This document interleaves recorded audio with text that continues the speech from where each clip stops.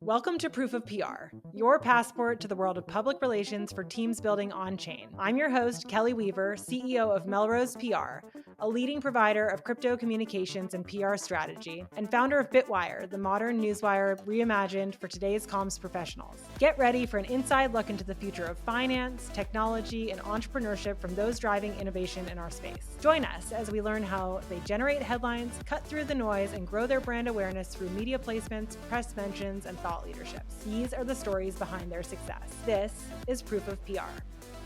Hi, everyone. Today, I am delighted to be here with the fabulous Erica Kang, who is the founder of KryptoPlanet. Welcome, Erica. Hi, good to be here. Thanks for having me. So I know you as an organizer of events all around the world, an exceptional community builder, and world traveler, frankly. In fact, we just saw each other in Jackson Hole, Wyoming. I know you're now back in Lisbon. But I'd love to rewind. How did you land here in crypto in the first place? That's a good question. The rabbit hole has been very steep. So I joined crypto in 2017, early 2017, which is pretty early and kind of new for Koreans to actually join crypto in general. So it was not even an industry back then in South Korea. So back then, I was on my maternity leave, and I was searching for my next career. I mean, I was working for Korea Telecom at the time. I was taking a break, like a four-year break, which is like a huge maternity leave break. And so I was thinking if I'm gonna return back or should I just try to find a new opportunity. So I was searching for like startups, education startups mainly as well, just as my another passion of mine, right? And my friend at the time, he was an entrepreneur, and he was like, Erica, let's go together to this like seminar. I know you're looking for new stuff. So I'm like, okay, well, why not? Let's just, dive into new things and learn about new opportunities. So I went there without any information, and it happens to be the most rare blockchain seminar. I think it's the first one in Seoul, actually. That was legitimately like it was legit. It was actual like talks and not just like the ICO, marketing stuff. So yeah, I went there, paid like $100 to get in, which is it's a big investment for me. So I went there, met a ton of people, like good people, founders who were preparing their ICO projects from Korea. I don't know if you remember, but there was this project called Icon back in the day, which was like the Korean ICO project at the time. And so all the founders were there. And as soon as they met me, they're like, hey, we want to hire you for like global marketing. And we want you to be on the ICO tour with us because like I'm bilingual, I'm capable of those communication as well and marketing.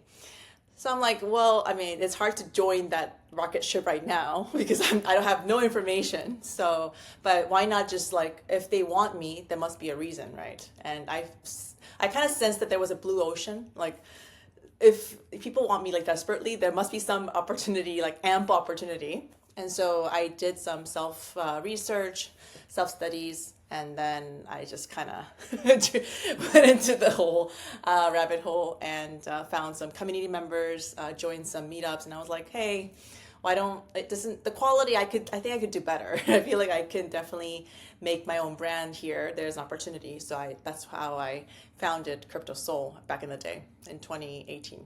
I love that story because it really sounds like it was a mix of serendipity and your amazing instincts and intuition and really seeing an opportunity. And I felt like I had a similar experience with my sort of origin into crypto. I'm curious, did you end up working on the Icon project or with those founders that you originally met? No, I mean we're good friends even now, but I think we did some like events together, but not like I didn't work there full time. But the founders and I, always stayed in contact.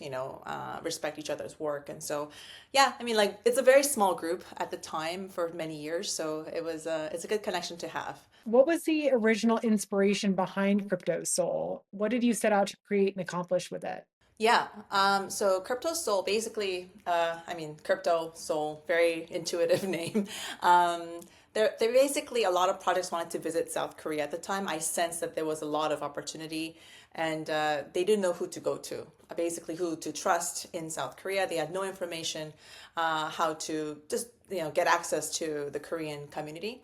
And I was like, well, if I'm bilingual and I can host things, I've actually done, I'm not an events person at all from like my history, but when I think back, I did host some events for Korea Telecom back in the day for founders and for startup founders and also for chairmans, like the high level people. And so like it kind of, I think that kind of connected well. I was like, okay, maybe if I can host my own event and also like welcome them and host it together, maybe that could have a good foundation for the upcoming events as well.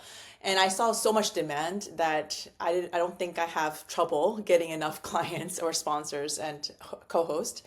So I started doing one, and just like after, the word of mouth was very explosive, and because like there were not many people at the time, and so just like all these founders kept referring to me to other founders and like other ecosystems.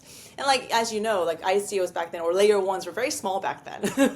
Like for example, like Solana was about 5 people at the time when they visited Korea. And I remember still vividly, and like Ethereum Foundation when they came as well. So I hosted events for Ethereum as my second event ever, which was pretty awesome. And also for the Cosmos co-founders as well. So that was like, and everybody just kept referring to me, which was a blessing. And I think that kind of led me on the streak of hosting monthly events, and then got bigger and bigger and over time. So that's how I was like, okay, I think I can do a brand here. I can solidify this brand as KryptoSeoul. Wow, it's amazing how you trusted your instincts, and it sounds like it really unfolded organically from there. Yeah, and also I think people, well, back in the day, there were 2 types of events. I think still now, like retail focus, which is very like high level, not too deep, right? And just kind of focusing on the news, recent announcements, right? And the alpha.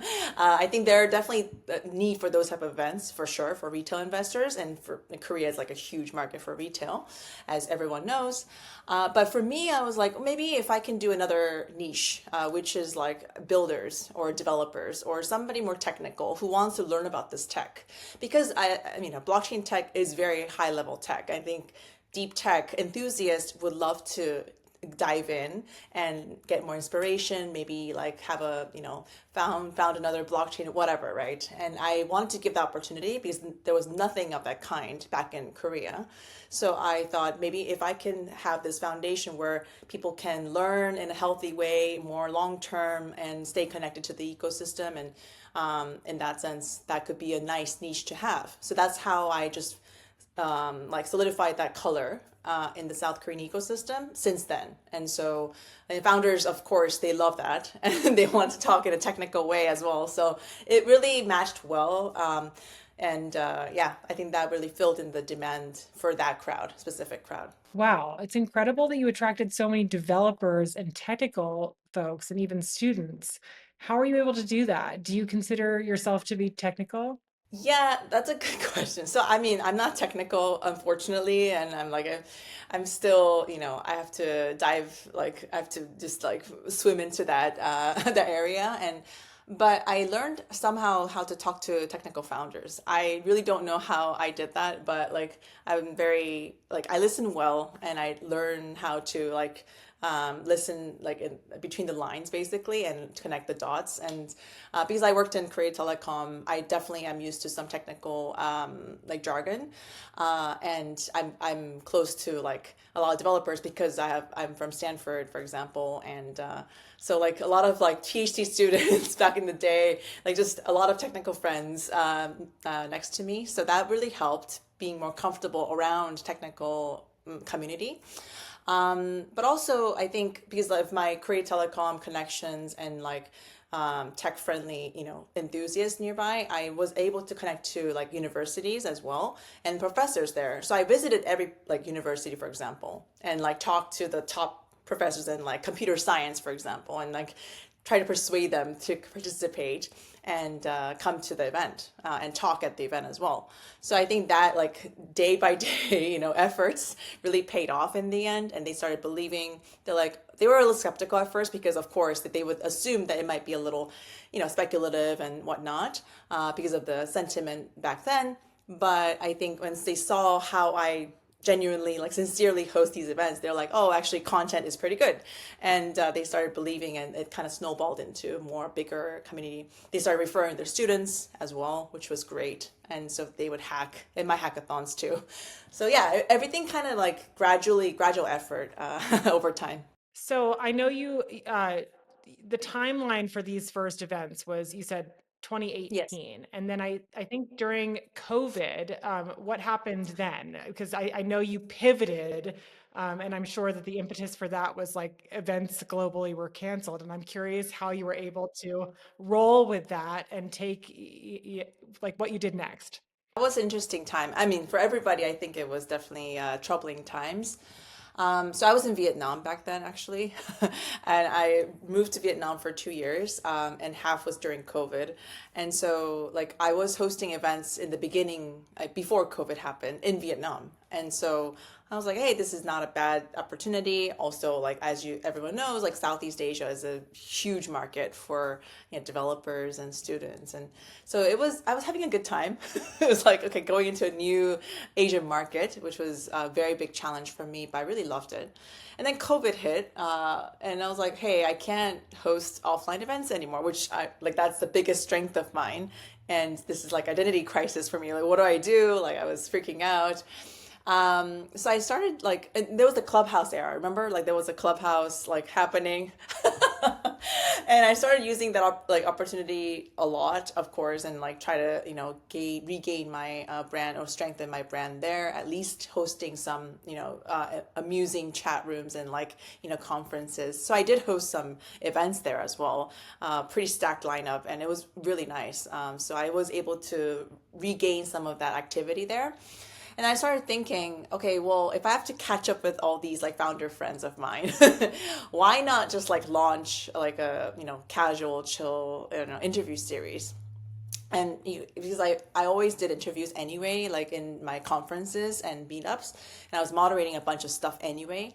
So I was like, okay, why not just have my own brand strengthen in that way and pivot in that sense where if I can't do offline, then second option is online.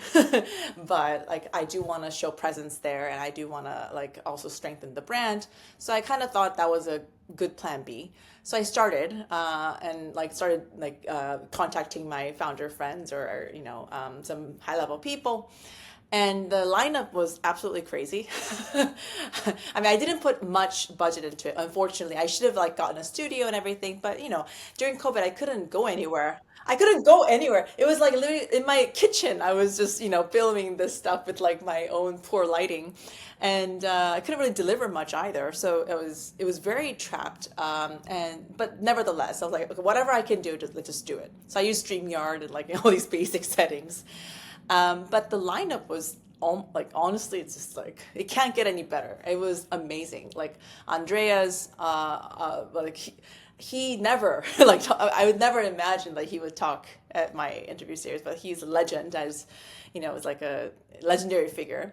Vitalik was he joined in episode like 2, 3, and I was like, I think he should come later, but he just came early. And then Anatoly was there, Emin was there, like just all the Layer 1 founders were there. And we just had an amazing time just catching up because like, we were calling from different, regions, just trapped in our own room. But, it was a very candid talk, and like they talked in a very like technical way, but also try to make me understand in non-technical way as well. So I think it was really nice to relearn what they do, also have an update on what they're working on. So it was definitely a really nice catch-up call in that sense for me as well, for educational purposes. And so I thought, it's like synergetic. It's good for everybody. And so I just did that for my branding, and I don't know. It was just really fun. I love doing it. So amazing. Had you done CryptoSeoul events for Ethereum, Avalanche, Solana, all the layer one founders that you had spoken to? Yeah, yeah, yeah. I mean, so back in 2018, when the Ethereum team came to Seoul, there was like seven, eight people from the Ethereum Foundation, including Vitalik. Like they all visited Seoul. I hosted like two, three of their events in Korea at the time. Yeah, and then since then, I've been hosting also Eat Seoul as well. So like Eat Seoul has been happening for 5, 6 years now, and I've been just continuing to do that with the Ethereum, people. So a lot of like, I got a lot of support there. And Avalanche, like Emin and I are good friends from way back as well. I hosted probably like a lot of, I mean, he was my speaker for some time as well. He enjoyed being in Korea and like thanks to, yeah, he was able to join, thankfully. So that was really nice.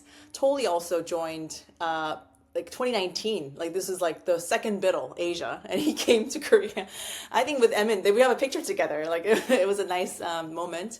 But yeah, like I've stayed connected to all these ecosystems from way back 2018. So yeah, we trickled down quite a bit. It's so impressive, truly. And you mentioned there is an appetite in Vietnam for universities. Is that the same in Korea and all over? Would you say that a lot of your community building is done amongst those learning and wanting to get into this world? Absolutely. And I think as, I was in this niche market where like people want to actually learn about the tech and not just like gain money. I mean, you should gain money, sure, but then I think the deep motivation to learn and actually innovate the space. I think, yeah, a lot of students were interested in that as well. And it wasn't like the mass, I wasn't targeting the mass anyway. So I went to university and I mean, for example, I hosted the Ethereum event in one of the universities, which was a great turnout. Everyone loved it, and it was just like the right vibes, and everyone was calm, listening,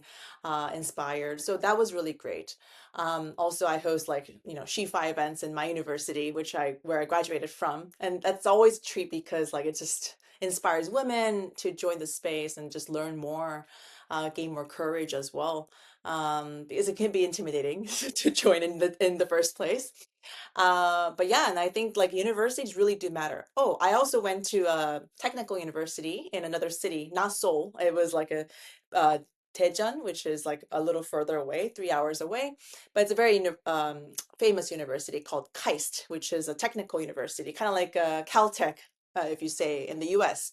And I went there with the QuantStam team as well back in 2018, and they talked to the security team, like the security PhDs, and like, it was such a great mesh. And I think it was a great stepping stone for like the collaboration between like, conventional industry or majors, but also like getting introduced to the blockchain space as well. I love all of this, and I agree. There's such an opportunity here for so many different types of people, but women, students, it isn't it can be feel intimidating, but I feel that it's not actually a very intimidating space. And when you have people like yourself being like, come join us, and providing these experiences which make it very welcoming, it's very inspiring, and there's so much opportunity, as you mentioned. And just like I think the post organizer plays a really big impact and being welcoming, as you said, and also providing many opportunities to connect with like the good projects, right? The solid ones and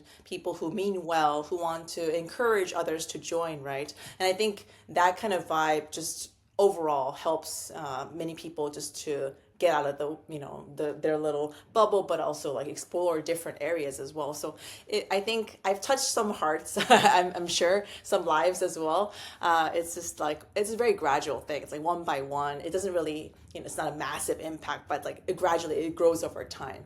I think people just yeah, it's been a treat.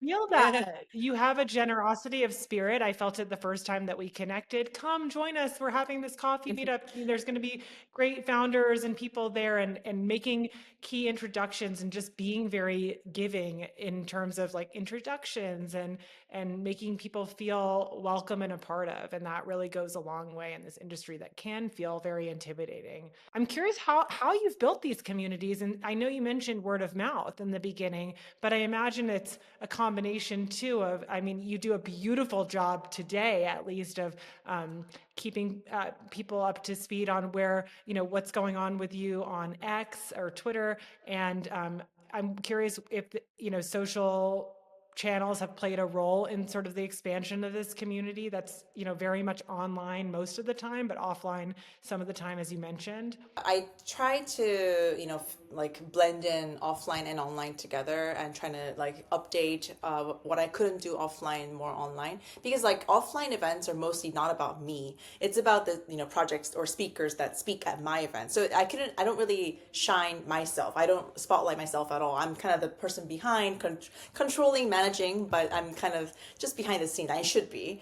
But online, I can be more autonomous. I could be more independent, and I could talk about like my personal journey and kind of, I guess, have a good balance, right? I think people do want to know something personal about you and have an attachment and empathy as well in many ways, and talk about behind the scenes stuff, right? That's kind of the juice behind the entire thing. But I think I do somewhat of a good job in like trying to balance those both and be professional but also personal at the same time.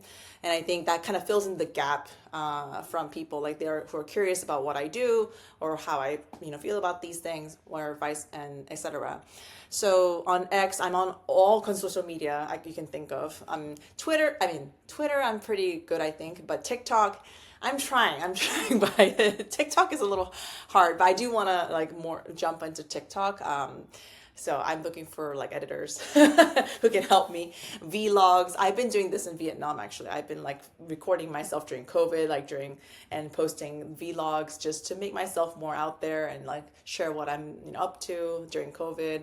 Clubhouse, as we mentioned before, just anything they can think of. I have like multiple Telegram group chats, like not even multiple. It's like every city I think I have Telegram group chats, and I try to invite curated group of people, try to engage them who are based there, for example. And so whatever I do visit and host events there, I let them know that I'm doing this. So it's been a really like continuous effort of like group chats, social media, just putting myself out there. And I think there are definitely more pros than cons for sure in doing this. And you do a phenomenal job. Every time you're in a new city, you're constantly finding ways to plug in and connect with people one-on-one and on a personal level, which is really impressive and amazing. And then you've built friends and colleagues along the way. Everywhere you go, it feels like. I try. I mean, it should be worth it, right? If you're traveling with such a, I don't know, high stress, a lot of pressure, like might as well just try to do everything in that new city and reap the most benefit out of it. That's my mindset. And I'm sure like because I'm a mom, right? Like it's just like that the amount of effort I put in these like trips is so big that I just have to make the best out of it. And you're kind of desperate to do that. And so like I try to pump out everything, like events. It should be more than one, or I could do multiple varieties, but also one-on-one meetings, as you said, and just interview a few people. Might as well just try to cram in as much as possible. And I think that kind of diversity does help, and people do like in their minds they have a image of me being always active and engaging and trying to host the best events. So whatever I can think of. Well, it's true. It's true. It's true. You don't have any downtime. You're constantly out there meeting people. And yes, that's how we first, I feel like, were introduced and connected and bonded because we're both moms in the crypto space. We're out there working, going to events. And I find that it's being a mom and working in this industry has just helped me to prioritize my time so much better because if, like your priorities are so in full focus. And so, yeah, I feel like you've done a beautiful job. Do you have any, tips or pieces of advice or any like learnings that you've discovered? I mean, as a mom in this industry? I mean, as you said, I think you appreciate time more and you definitely focus better. Not that like, not non-moms don't focus, but just I'm just so desperate to to squeeze in the time that I have and squeeze out whatever I can, get energy what I have left in my body. So in that sense, like I think the desperation, but also the passion is stronger than ever. In that sense, for example, like being in Korea, I'm now in Lisbon, but then in Korea, the time zone was the worst. It was like honestly talking to people in the US and Europe was absolutely hard. And you have to be a zombie basically to wake up early in the morning but sleep later at night. So there was definitely no like midday calls. But then again, I started thinking because my kids back in the day were like toddlers and they went to school. I mean, they were going to kindergarten like during the daytime. So I'm like, okay, well, if I can't work then anyway, might as well like focus on the kids during the day. And then when they go to sleep at night, I can take the calls then and then just kind of, lack sleep, but whatever, at least it works. And then early morning, as soon as they go to the kindergarten, I would like take the calls, for example, something like that. I would balance it out in a way that kind of works. And I want to say it worked for me for many years. And that's how I was able to do all this stuff. I don't know how it worked, but it did. I didn't get any sleep for like 5 years, to be honest, but but it all paid off. And I think that kind of a drive and passion, you really kind of need to grind in the beginning, I think, to really gain that like brand status, whatever it is, and to solidify yourself as like a really active, consistent person. And I think it's worked out somewhat for me, and I would love to like share it with others and be like, hey, you can actually do this, right? And people tend to be like scared of like being a mom, but also like being active in crypto, because crypto itself is just hectic in general, but how to do both, right? And yeah, I mean, you've done it, you do it, and it's just it's madhouse, but there are some ways tricks you can do it where you can fill in those gaps and balance somehow. And yeah, it's a miracle though. I'm still alive, awake, active somehow, not burnt out. So yay. I feel like you and I are similar in the sense that we're just constantly creating energy, and you have to have this desire and passion, which you do so clearly for giving, these amazing founders a platform and building communities and shaping lives and bringing people in, and then also raising children. Like I know that we both really enjoy both of those roles. And so, yes, if you want to do it all, you can. A lot of juggling, but the passion is there, then you can definitely do it. And I think like both being in the other sides of the world do fuel you in many ways. It kind of like it refreshes you in a way too, because like, oh, I'm taking care of my kids, but then you kind of miss the work as well. So when you're going back to work, you're just like, this is great, this energy is like 100% there. You don't really like remember that you were tired or not sleeping. You just kind of want to get at it. And then also vice versa, like, oh, you miss your kids. So suddenly you're like working and like, I should get back to my kids. So it's kind of, it works in a strangely synergetic way. I don't know how to explain it, but I think you would resonate to that as well. Are you tired of wrestling with outdated newswire tools that waste your time and budget? Meet BITWIRE. Your news amplified. Sharing your news should be the most celebrated moment in business. As communications professionals and founders, you deserve better than clunky interfaces and confusing pricing models. That's why we've reimagined the newswire for today's PR landscape. With BITWIRE, our AI-assisted tool turns 30 minutes of data entry into less than 5, giving you back your most valuable resource, time. We've eliminated confusing pricing structures. Pay only for what you need when you need it, with progressive discounts when you buy in bulk. Most importantly, we ensure your news reaches premium publishers who matter to your audience, generating high-quality, shareable links that deliver real results. Created by PR professionals who've been there, done that, BITWIRE solves the problems you actually face. And our dedicated support team is ready to assist, even on Mondays. Visit bitwire.com today and discover how the modern newswire can transform your communication strategy and give you your time and sanity back. BITWIRE, your news amplified. 100%. Yes. And I think it's so invigorating and exciting that this industry is so global. Mm-hmm. I mean, you yourself have traveled all over the world and have been in a few different countries and built communities around you. But the fact that we can be on a call right now across the world and work, there's days where you're talking to people all over. That's so exciting and refreshing. And it's an industry which really embraces that. And so I feel like it's almost uniquely positioned where you can block your schedule to be able to do the key moments with the kids, like dropping them off at preschool or picking them up or whatever. You can schedule your day around that, but still have an amazing access to so many people around the world. Yeah, that's the beauty of crypto, I think. The boundless, I guess, beauty is that you can be everywhere. I mean, although virtual, but still, if you really put your effort into it, you can be present. Like, even though it's not physical form, and you may promise for like, oh, let's meet next year at this city, right? But in the meantime, you can definitely be present in other ways online like this, and so I think it's a matter of just effort and passion. And I mean, you can reach out to all these different people from different countries without much conflict or much friction or boundaries or anything like that. So I think that's really a rare feature that crypto and beauty that crypto has, and I think, yeah, that kind of saved my career in a way because I can be everywhere, although I'm confined to a region or, yeah. So I think that's really given me so many opportunities as a young mom back in the day. Tell us about your newest community project, your Lisbon co-working space. I just announced, well, I mean, not formally, it's not open yet, but it will be open in like 2 weeks or so. Super excited. It's been going on for many months because of the construction process, but it's a cozy space in the heart of Lisbon. And I've been based here for a year and a half now, and I felt like all these founders are coming by. Like, really, it's a pretty strong founder community here. A lot of expats here dropping in and out as well.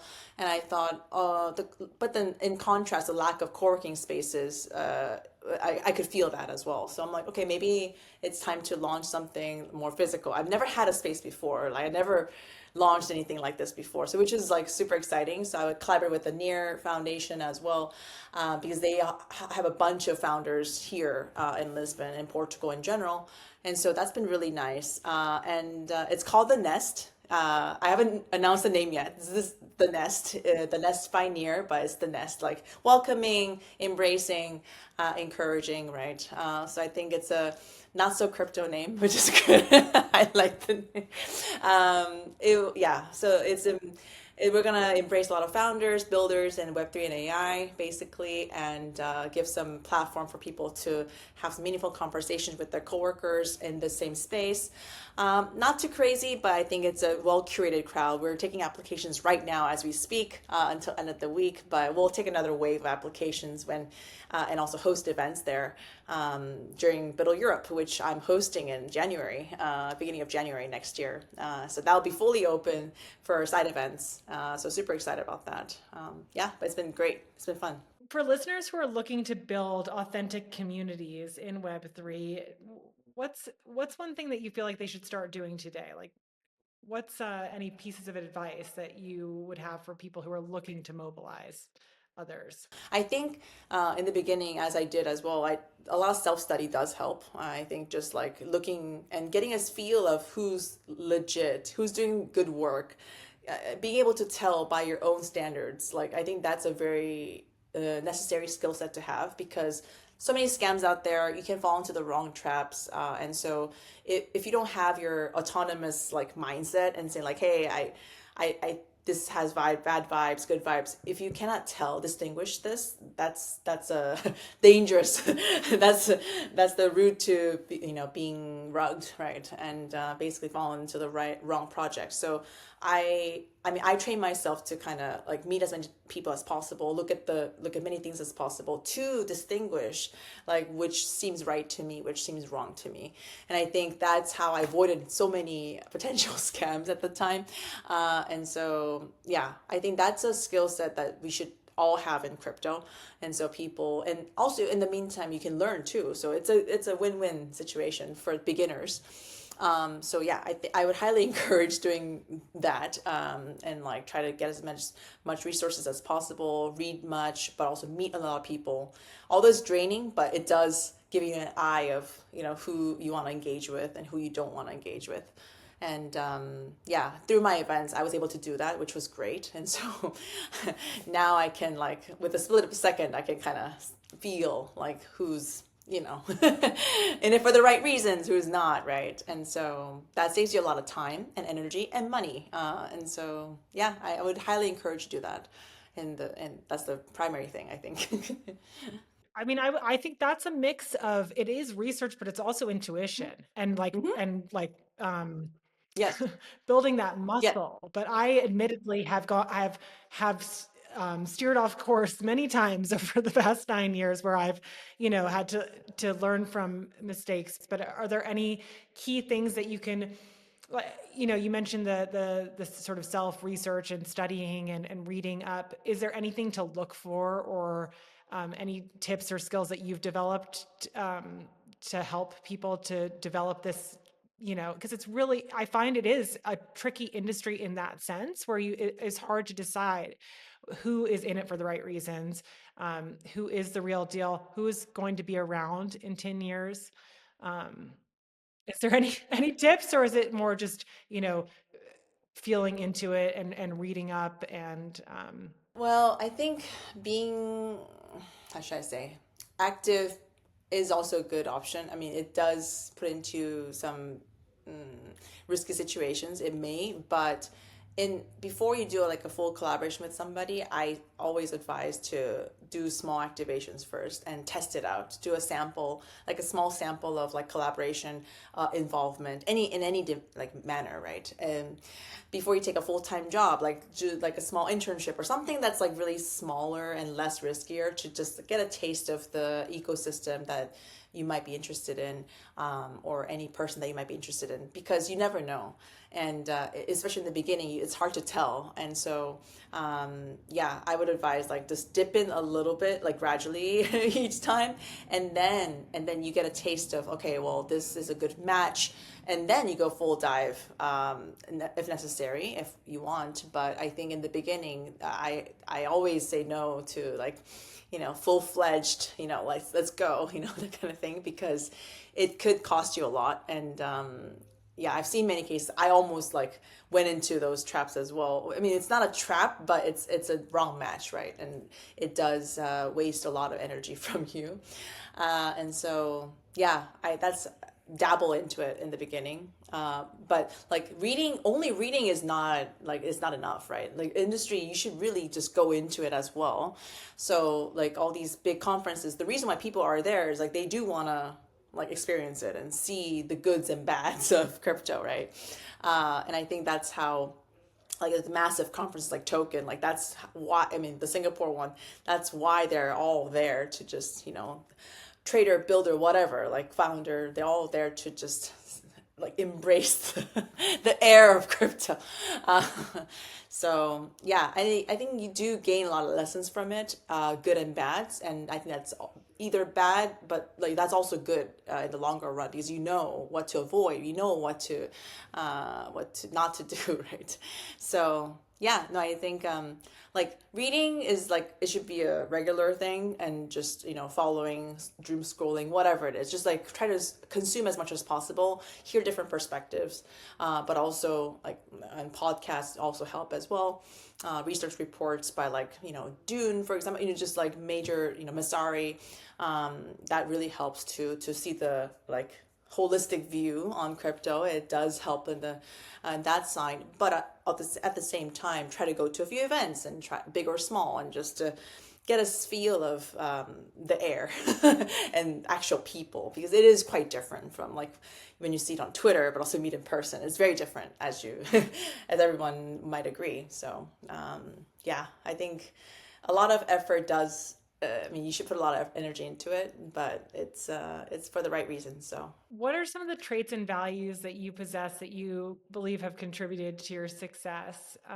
I've noticed, even just in this conversation alone, you have been so consistent. You continue to show up. You continue to do research. You continue to provide value to the people that you work with. But what are some of the key, your core values that you think have contributed to your success, and the types of people that might, also have success here? I think consistency is one of the most important things for anybody, not only a founder, but also like a brand marketer, or I mean anybody really, to keep showing up. To like, I mean, crypto can wear you down.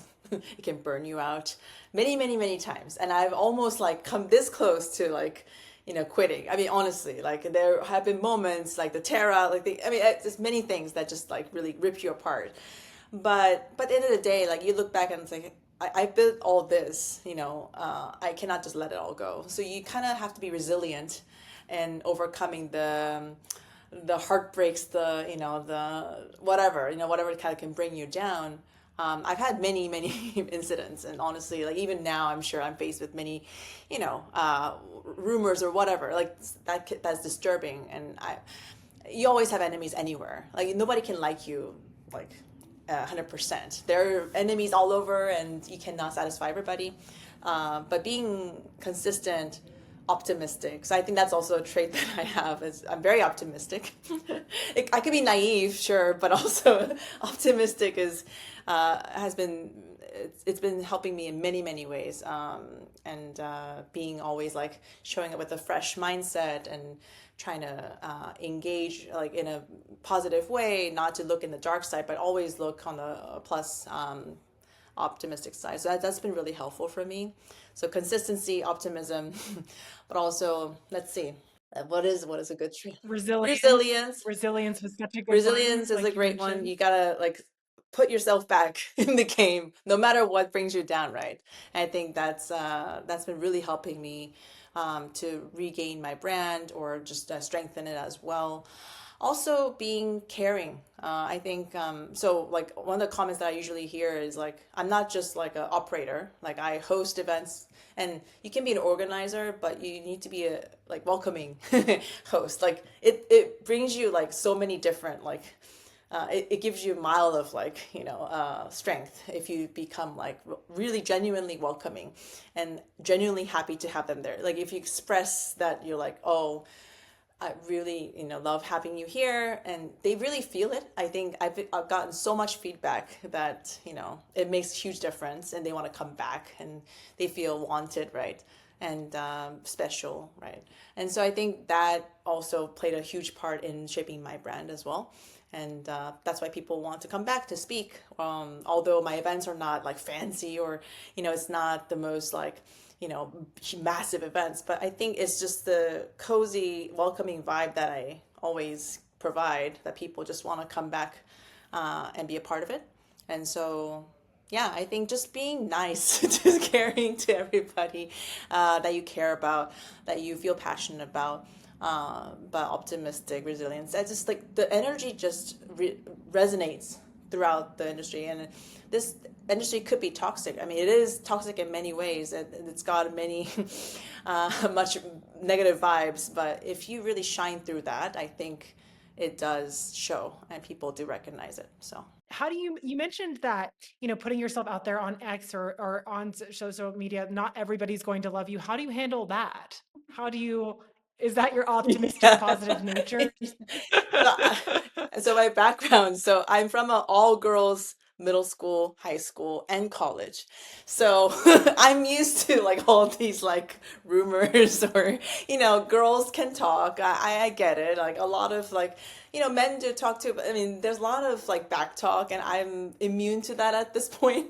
And I was like, I was brought up in the U.S. I came to Korea, like, and I got many, many, rumors and just like, gossip around me, because I'm like global, I guess. And so Yeah, I mean, I've grown. As if that's negative. As if that's As if negative. that's negative. They're like, oh, you're like an alien, right? Coming from this, foreign country. I'm like, hey, back in the day it was very foreign, right? And so I got a lot of interesting, yeah, interesting perspectives. But, I try to make it a positive. Like, hey, if I can stand out like this, then maybe I can actually, do better, like excel. I will like get on top of this and just really prove that I can do better. And that's my mindset. If I get pressed down or if I, have some enemies, I try to excel and just do better. I'll prove everything that and that just makes me so rewarded and satisfied that like it's all worth the effort, right? So yeah, my fighter mode is always on. And yeah, it's just like I think, I mean, also being a mom really just makes you so strong and tough. You can't fight anything really. Just Yes, yes, you find your power. I mean, one of the things you just said resonated so much. You have such a positive mindset.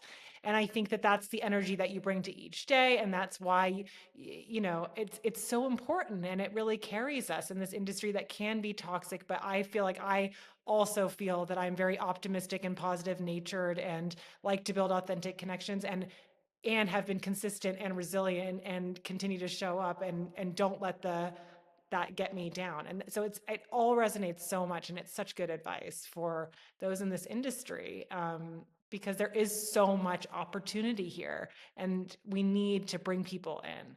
Yeah, and space still is early. We need better people, I mean, always, and space needs to grow. And it's getting better for sure. Like I can feel that there's so much talent coming in over the years. So it's been so rewarding. I'm like, hey, this is like not just like a niche. It's actually becoming mainstream now. I mean, we're definitely moving in that direction, which is amazing feeling because back in the day we just had to believe, right? We had to just stick in there and, go many miles. But I think now it's really becoming more mature and family friendly. I mean, it's just been really rewarding. And but having this force of nature, I think it does how should I say, inspire many other women to kind of come into the space, also explore. So I think, yeah, that's the role that I have that I can try to do. Well, I found this conversation so light and uplifting and inspiring. So thank you so much, Erica, for coming on Proof of PR today. How can people find you and CryptoPlanet, and what's next on the horizon? I mean, Twitter, X is my main, I guess, platform at this point. Ekang426 is my X handle. Also, I'm on YouTube. There's CryptoPlanet YouTube channel where you can see all the talks that's been done at my events, like BITWIRE Asia, BITWIRE Europe, Open Source AI Summit, KryptoSeoul Summit. I do many event series, so it's hard to track right now. There's so many events and so many talk videos. If you are curious about what I go for, you can check out the talks there. I'm on Instagram, but yeah, that's a personal, more personal thing.